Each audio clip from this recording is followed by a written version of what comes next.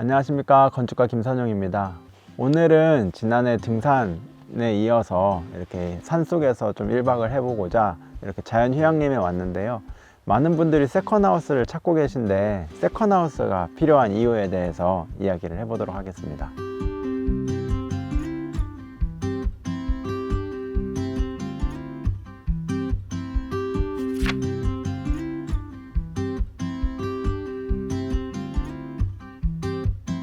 바쁜 현대 사회인들은 일을 열심히 할수록 쉼도 열심히 쉬어서 일을 할 수 있는 힘을 많이 누적을 하는 게 중요한 것 같거든요. 여행을 가서 이렇게 잠을 잘 수 있는 그런 숙소의 컨셉들도 정말 다양하게 많잖아요. 호텔이 될 수도 있고 또는 펜션이나 아니면 캠핑, 이런 좀 다양한 주거 환경들이 또 있는데 세컨하우스라는 개념은 이런 대여 목적의 이런 숙박 시설보다는 다르게 자연 속에서 마당이 있는 나만의 고립되어 있는 이런 공간들, 내가 온전히 가족들과 함께 쉴 수 있는 그런 공간들을 찾아가는 분들이 요즘 많이 늘고 있기 때문에 이런 부분에서 세컨하우스가 요즘 굉장히 많이 찾는 부분이 아닐까 생각을 하게 됩니다.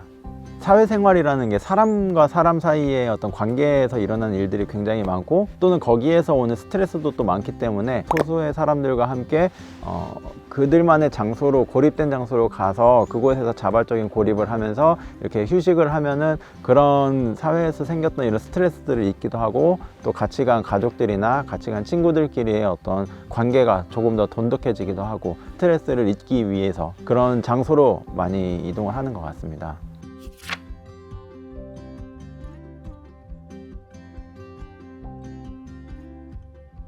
보통 전원 생활에 대한 로망들이 다들 많이 있으신데 생업 때문에 사실 이걸 포기하기 굉장히 어렵기도 하고, 전원 생활 하면은 당장 떠오르는 이미지가 은퇴한 이후의 삶에 대해서 가장 많이 생각을 한다든지 또는 도시에서의 삶을 포기하고 귀농귀촌이라는 큰 결단을 해야지만 누릴 수 있는 그런 생활이라는 인식들이 많이 있으신데요. 그런데 세컨하우스를 이용한다면 이런 전원 생활을 나의 삶 속에서도 잠깐 느낄 수 있는 그런 생활이 또 될 수 있는 것 같습니다. 그래서 세컨하우스를 잘 활용한다면 이런 나의 삶을 유지하면서도 이런 자연 속에서의 장점들을 같이 누릴 수 있는 부분이 아닌가 합니다.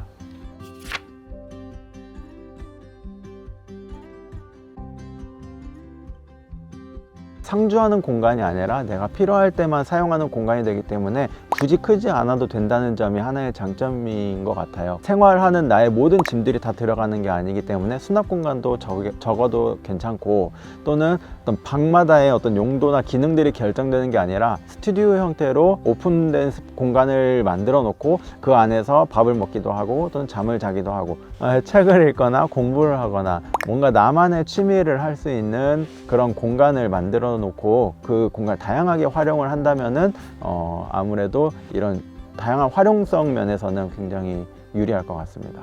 그리고 세컨하우스 같은 경우는 조금 더 재미있거나 조금 더 진보적인 디자인들을 접목시킬 수 있을 것 같아요. 내가 항상 생활을 하는 본 주거 공간에서는 이런 냉난방이나 유지 비용에서 굉장히 부담을 느낄 수 있는 공간감들이 있는데요. 1년에 사용하는 빈도수가 많이 높지 않기 때문에 이런 재미있는 디자인에 대한 시도들을 할 수 있을 것 같습니다. 예를 들면 폴딩 도어라든지 높은 층고라든지 아니면 큰 통창이라든지 아니면 내부와 외부가 연결되는 그런 공간감이라든지 이런 재미있는 시도들을 많이 해볼 수 있을 것 같습니다. 그리고 세컨하우스 같은 경우는 또 위치가 굉장히 중요할 것 같아요.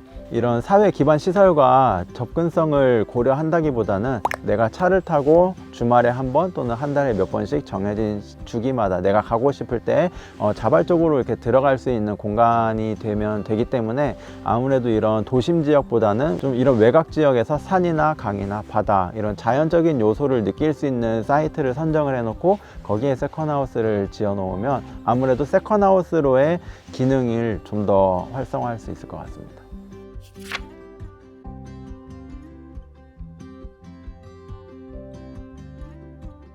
만약 이런 세컨하우스를 도전하기 전에 현실적으로 내가 이런 간접적으로 경험할 수 있는 여러 방법들이 있을 것 같아요. 그 방법 중에 하나가 제가 오늘 와 있는 이 자연휴양림 같은 곳이 전국에 굉장히 많이 있는데 국가에서 운영하는 자연휴양림이기 때문에 이런 시설이나 관리적인 부분에서 굉장히 좀 저렴하게 이용할 수 있는 이점들이 있고요. 그리고 숲속 안에 이렇게 독채 형식으로 되어 있기 때문에 이런 세컨하우스에서만 느낄 수 있는 감성들을 느낄 수 있는 것 같아서 이런 자연휴양림의 숲속의 집을 이용하는 것도 추천드립니다.